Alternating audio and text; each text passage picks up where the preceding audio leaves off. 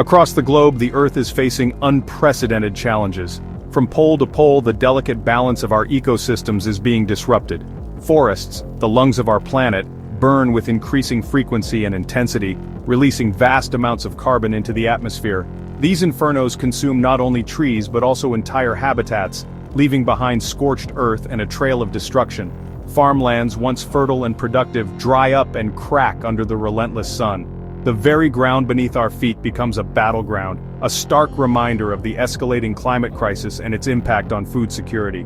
From the Congo's mineral wars, fueled by the demand for resources, to the Amazon's vanishing forests, sacrificed for agriculture and industry, land is at the heart of today's conflicts, a precious commodity fought over by nations, corporations, and communities alike. The climate crisis intensifies these struggles, exacerbating existing tensions and creating new ones. Rising sea levels, extreme weather events, and resource scarcity are all contributing to a more volatile and unstable world. As droughts and floods become more frequent and severe, they push communities to the brink, forcing mass migrations and displacement, creating climate refugees in search of a safe haven. In the Horn of Africa, a region already plagued by poverty and instability, traditional grazing lands have turned to dust, unable to sustain livestock or support the livelihoods of pastoral communities. This scarcity of resources is forcing neighbors into competition for survival, leading to conflicts over water and grazing rights, further destabilizing the region. In Southeast Asia, a biodiversity hotspot, palm oil plantations relentlessly erase rainforests, decimating habitats and contributing to climate change. This expansion of agriculture displaces indigenous peoples from their ancestral lands, disrupting their traditional way of life, threatening both biodiversity and the rich tapestry of human culture that is intertwined with the natural world. The fight for land is now a fight for the future, a struggle to secure the resources and ecosystems that sustain us all. It is a fight for ours and the planet's survival, a battle we cannot afford to lose. As the population grows, placing ever-increasing demands on our planet's resources, and the climate warms, disrupting weather patterns and ecosystems, land must feed us, providing sustenance for billions of people. It must house us, providing shelter and infrastructure for growing urban populations. And it must absorb our carbon emissions, acting as a vital carbon sink to mitigate the effects of climate change. Every decision about land use shapes who thrives and who suffers, determining the distribution of resources and opportunities. The choices we make now will determine whether we can build a sustainable future, a future where both people and planet can prosper. It is a future that depends on our ability to protect and restore this remarkable planet with all its beauty and diversity. The story of land is the story of our survival, a narrative that demands our immediate attention and collective action. When we think of displacement, we often picture people crossing international borders, seeking refuge in a new country, but the reality is that most people forced from their homes never cross a border. They become internally displaced persons, or IDPs, often invisible within their own countries. Their plight, though less publicized, is no less dire. They face similar challenges to refugees, but without the international legal protections. Farmers lose fields to drought, their livelihoods vanishing with the rains. Families flee floods, watching their homes and communities submerged beneath rising waters, and resource conflicts, often exacerbated by climate change, uproot entire communities, forcing them to seek safety elsewhere. Losing land means losing livelihood, the ability to provide for one's family, heritage, the connection to generations past, and belonging, the sense of place and community. Many end up in overcrowded cities, seeking opportunity but often finding only hardship, struggling to survive in informal settlements, disconnected from their roots and facing new forms of vulnerability. Environmental disasters, droughts that parch the land and leave communities without water, floods that inundate homes and destroy infrastructure, rising seas that slowly but surely erode coastlines, are now major drivers of this silent migration, forcing millions to move within their own countries. A fisherman in Bangladesh may watch the sea swallow his village, his ancestral home disappearing beneath the waves, forced inland by forces beyond his control, becoming a climate migrant in his own land. These climate refugees may not fit old legal definitions designed for those fleeing persecution, but their need for safety, security, and a sustainable future is urgent and undeniable. Access to new land, resources, and opportunities is a matter of life or death for these communities, dignity or despair. a chance to rebuild or a descent into further hardship.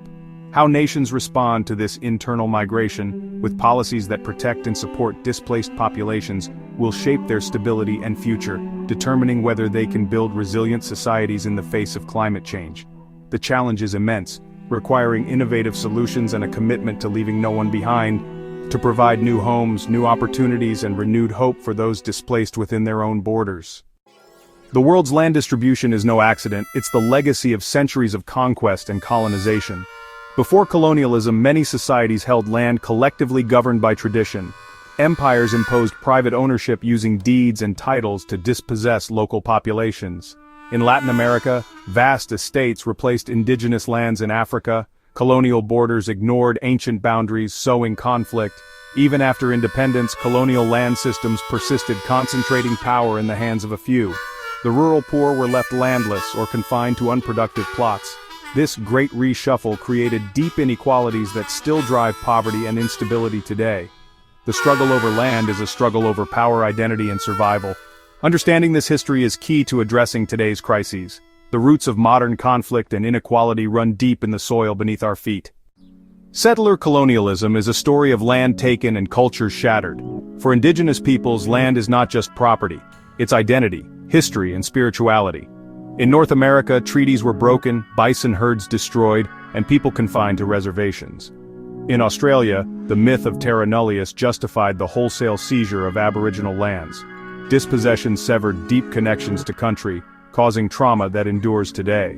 The consequences are visible in health, education, and economic gaps between indigenous and non-indigenous populations. The fight for land rights is a fight for justice and self-determination. Restoring land means restoring culture, autonomy, and hope.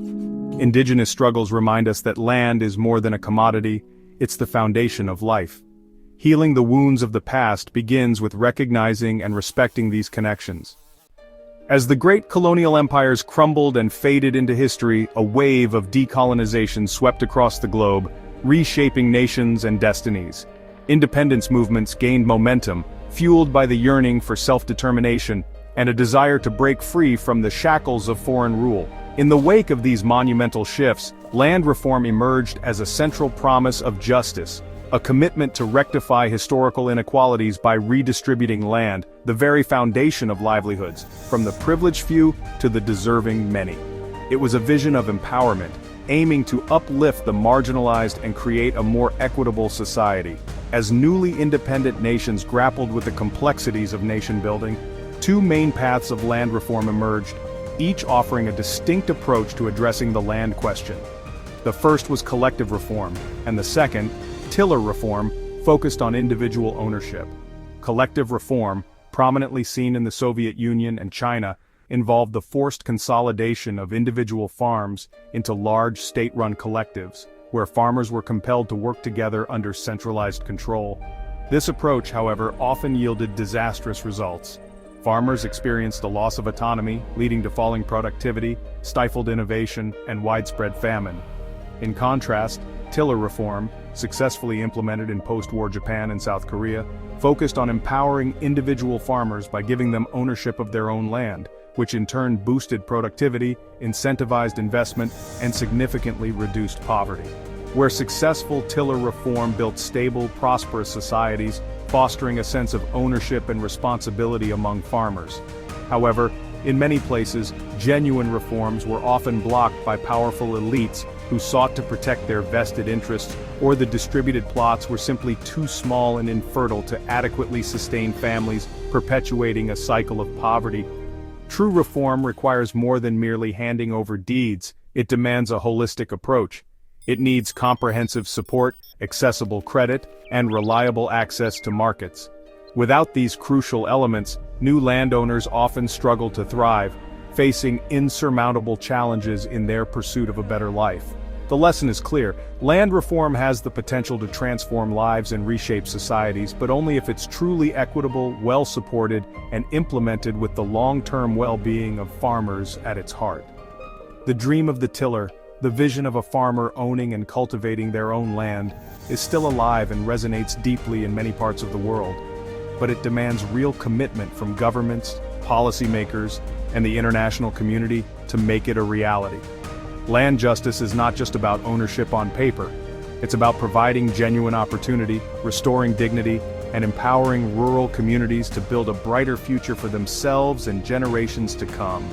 The path to a fairer and more sustainable future starts with the soil, with empowering those who work the land, and with ensuring that the fruits of their labor benefit all of society. Modern agriculture feeds billions, but it also deepens inequality. A handful of corporations control vast fertile lands, prioritizing cash crops for export over local food needs. This leaves communities vulnerable to hunger, even as their land produces food for distant markets. Industrial farming relies on chemicals and monocultures, harming the environment and pushing small farmers onto fragile lands. The profits flow to the powerful, while the poor bear the costs: polluted water, eroded soil, and lost livelihoods. Smallholder farmers, often more sustainable, struggle to compete and survive. This imbalance drives poverty, migration, and conflict. The question is urgent. How do we build a food system that feeds everyone and sustains the land? The answer lies in rebalancing power and supporting those who work the soil. Today, a new wave of land grabs is reshaping the globe, not by armies but by corporations and governments and investors. Driven by food and energy security, they buy or lease vast tracts in developing countries, often displacing local communities. Food grown in Ethiopia or Sudan may be shipped abroad while locals go hungry. The rush for biofuels has replaced forests and farms with green deserts, sometimes worsening climate change. Now, green grabbing for carbon offsets fences out indigenous people in the name of conservation. These new enclosures repeat old injustices, pushing the vulnerable off their land. The promise of climate action can become a new form of dispossession. The challenge: ensure that solutions to global crises don't create new victims. Land justice must be at the heart of climate and development policies. The future depends on who controls the land and for whose benefit. Amidst conflict and inequality, stories of land restitution offer hope. Communities worldwide are reclaiming ancestral lands and rebuilding their futures. In South Africa, the Makuleke people regained land taken for a national park, becoming co-managers and blending tradition with conservation. In Canada and Australia, court victories have restored native title and recognized indigenous rights. Restitution is more than returning land. It's restoring sovereignty, culture, and dignity. These successes challenge the view of land as mere commodity, elevating it as a source of identity and stewardship. When land returns to those with deep connections, better care and sustainable practices follow. These stories show that justice and environmental health can go hand in hand. A different, fairer future is possible, one rooted in respect and restoration. At this crossroads of inequality and climate crisis, land is more urgent than ever. Unjust land systems breed conflict, poverty, and environmental destruction. Securing land rights for small farmers, indigenous peoples, and women is key to resilience. When people have secure tenure, they invest in the land, protect biodiversity, and fight climate change. Governments must act boldly, reforming laws, recognizing collective rights, and supporting small-scale agriculture. True reform means making land registration accessible and giving communities a voice in decisions. The health of our societies is tied to the health of our land. By correcting historical injustices and promoting equity, we can build stronger, more sustainable communities. The path is challenging, but the lessons of the past guide us. Together, we can cultivate a future where both people and planet thrive.